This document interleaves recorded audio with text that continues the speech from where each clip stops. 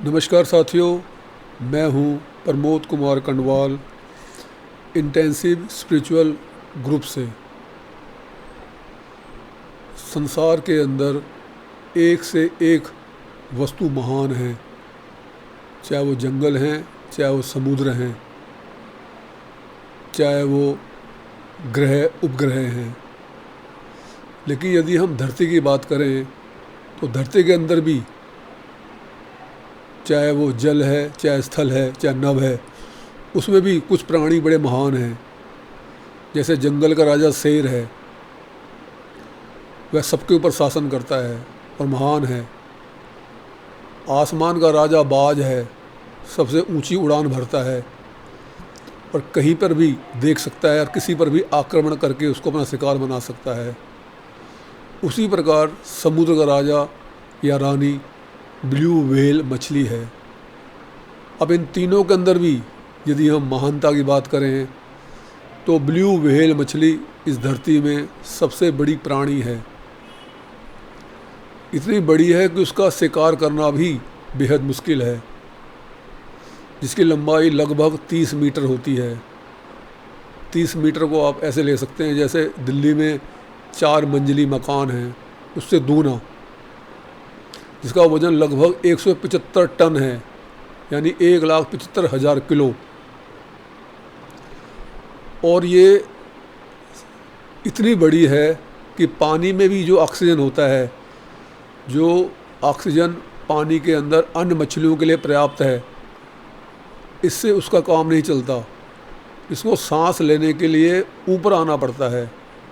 इसके सिर में एक छेद होता है, वो करीब करीब 1.5-2 घंटे के पश्चात ऊपर आती है और उस होल के माध्यम से सांस लेती है और 1.5-2 घंटे इसका फिर काम चल जाता है।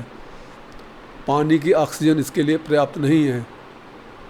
ये एक दिन में 5,000 किलो तक खाना खा लेती है और फिर से 6 महीने तक ना भी मिले तो उसका काम चल जाता है।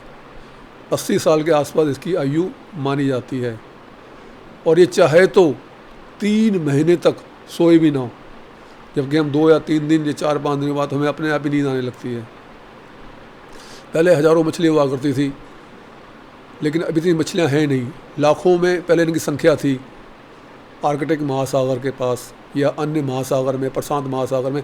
लेकिन अब हमने समुद्र में इतना पॉल्यूशन कर दिया कि मछलियाँ अब, जहाँ तक व्हेल मछली का सवाल है, चाहे ब्लू है चाहे अन्य व्हेल मछली है, वो हज़ारों से ज़्यादा अब नहीं है। और ये 45 किलोमीटर पर आवर से तैर भी सकती है। तो हम ये बात कर रहे थे उस मछली के बारे में जो धरती का सबसे बड़ा प्राणी है, इतनी विशाल है, इतनी हैरत अंगेज है, जिसका आकार, जिसका भोजन अपने आप में अद्भुत है। लेकिन क्वेश्चन ये है कि क्या इसमें महानता है? आपने सुना भी होगा, बड़ा भया तो क्या भया, जैसे पेड़ खजूर, पंथी को छाया नहीं, फल लागे अति दूर। इतनी भारी भरकम है कि कोई कांटा डाल के इसको पकड़ भी नहीं सकता, अपनी ओर खींच भी नहीं सकता, यही उसको खींच लेगी। तो इसका अर्थ ये हुआ कि विशाल होना कोई बहुत बड़ी बात नहीं है, और यदि कोई विशाल है तो उसका कोई बहुत बड़ा फ़ायदा भी नहीं। इससे अच्छा तो सूक्ष्म होना बेहतर है। अब कोरोना को ले लीजिए, 2019 में जो आया, जिसने पूरी दुनिया को घर में बैठा दिया। ऐसा कोरोना, ऐसा वायरस, ऐसा प्राणी जो आँखों से दिखता भी नहीं है, अति सूक्ष्म है।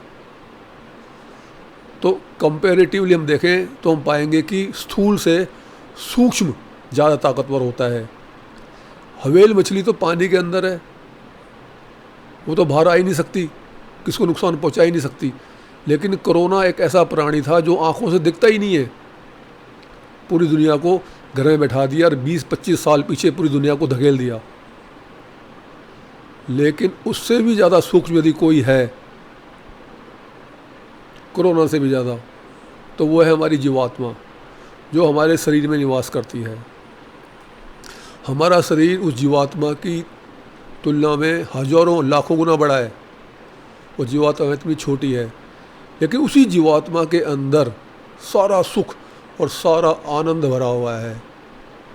शरीर हमारा नश्वर है, शरीर हमारा परिवर्तनशील है, लेकिन ये जीवात्मा अमर है।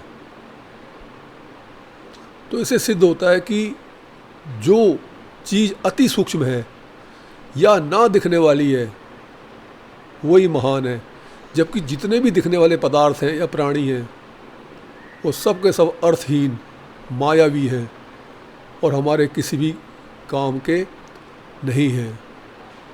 तो महानता किसी विशालता में नहीं है, किसी न्यूनता में भी नहीं है, किसी सूक्ष्मता में भी नहीं है। यदि है तो सिर्फ अदृश्यता के अंदर है, और अदृश्य होती है हमारी जीवात्मा, वो परमात्मा जो अदृश्य रहते हुए भी इस अनंत कोटि ब्रह्मांड के अंदर सभी पदार्थों का और सभी प्राणियों का जीवन का आधार है।